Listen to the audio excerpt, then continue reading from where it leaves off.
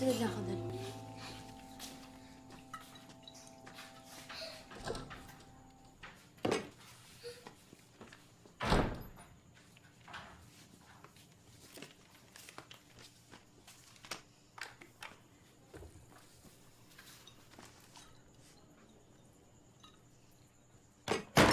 Hindi ka kasi nagpagpag eh.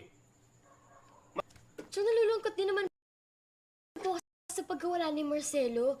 Parang sugin ko na yun. Huwag niyo naman po sana isisi sa akin yung nangyari. Tigas kasi ng ulo mo eh. Ayaw mong makinig sa akin. Na matagal nang may usap-usapan dito na may sa demonyo yung pamilyang yun. Ayan! Hindi nakakuha na sa pag-inom-inom niyo eh. Credible ang sources, oh. Alam mo ba, yung mag-asawang yan, namatayan sila ng... Kaya lumayo ang loob nila sa Diyos. Hindi! Hindi!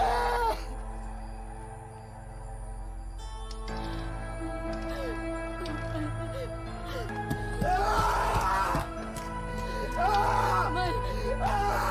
Mal! Nasaan ka? Mal! Ayaw ko! Ibalik yun sa Kaya ang balita, nakipagkasundo sila.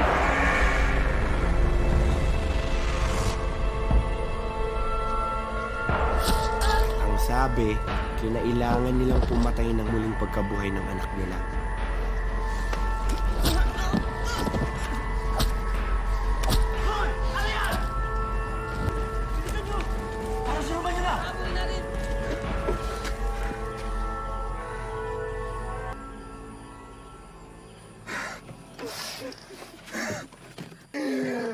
Nasaan?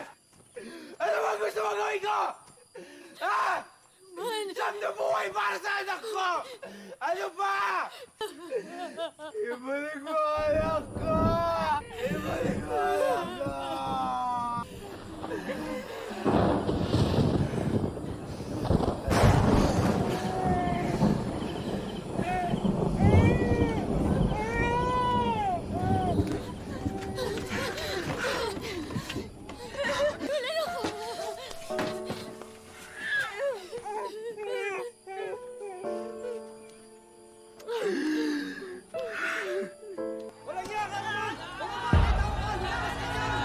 Pero sinumpa sila ng taong bayan.